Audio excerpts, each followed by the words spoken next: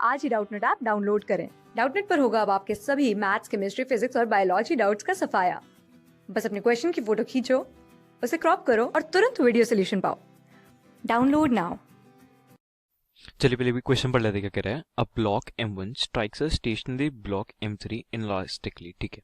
Another block M2 is kept on M3, okay. Neglecting the friction between all contacting surfaces, the fractional decrease of kinetic energy in the collision is, okay। तो पहले diagram समझते हैं।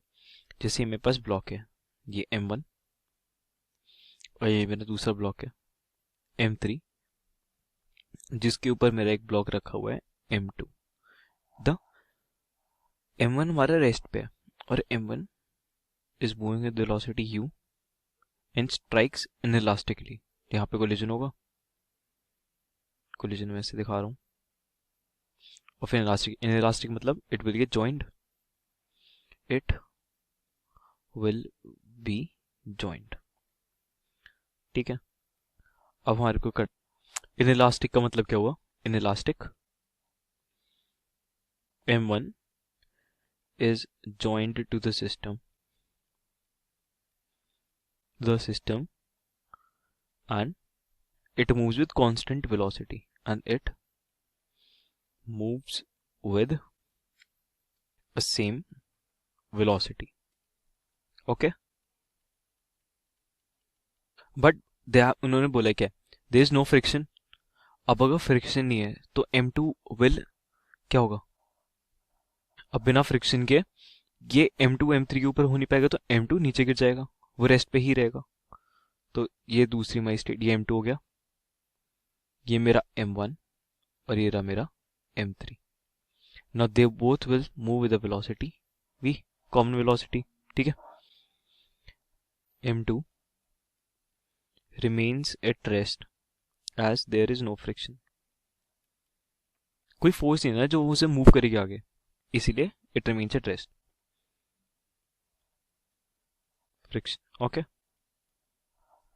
अब बस हम kinetic energies लिख लेते हैं। तो क्या लिखते हैं? Initial kinetic energy is equals to half m1 u square, u initial velocity ले ली, plus half m2 plus m3 into zero का whole square, because it is at rest. हमारी इनिशियल के आ गई half m1 u square, okay. Final K कितनी होगी?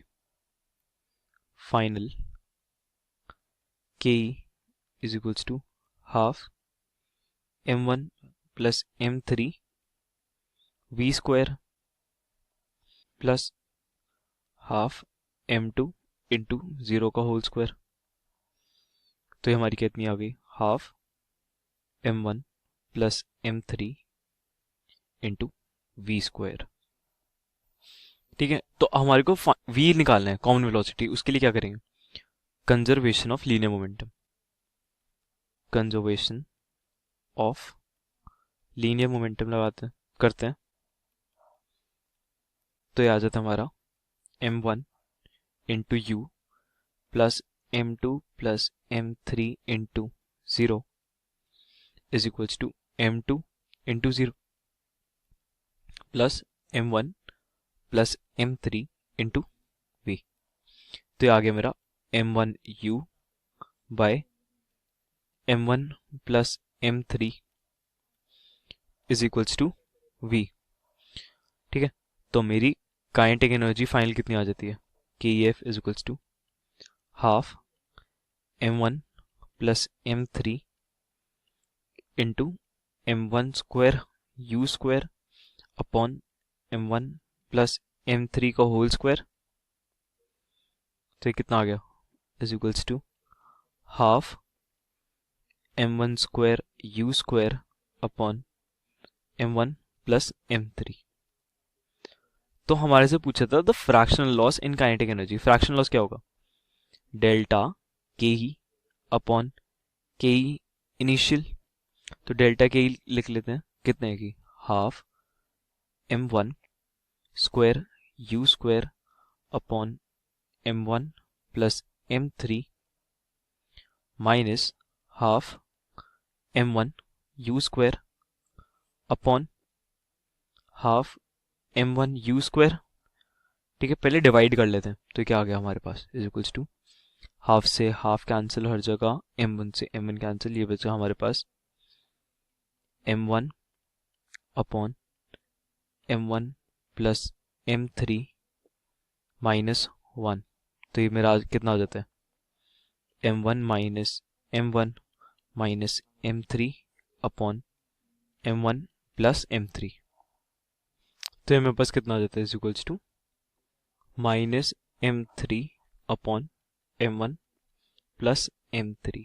मेरा delta की फ्रैक्शनल्स नेगेटिव क्यों आ रहा है, क्योंकि मैंने क्या कंसिडर करा है, डेल्टा के कंसिडर करा है मैंने के F minus K I. Okay, इसलिए आंसर नेगेटिव आ रहा है। इसका मीनिंग क्या है, meaning it implies meaning kinetic energy is lost, which is true, it should have been. क्यों, because of the inelastic collision, because of inelastic collision some energy is used to deform the bodies, that's why they are stuck। ठीक है, तो यहीं पे हमारे question solve हो जाते हैं। Thank you. क्लास 6 से 12 से लेके नीट IIT JEE मेंस और एडवांस के लेवल तक 10 मिलियन से ज्यादा स्टूडेंट्स का भरोसा। आज ही डाउनलोड करें डाउटनेट ऐप या व्हाट्सएप कीजिए अपने डाउट्स 8400 400 400 पर।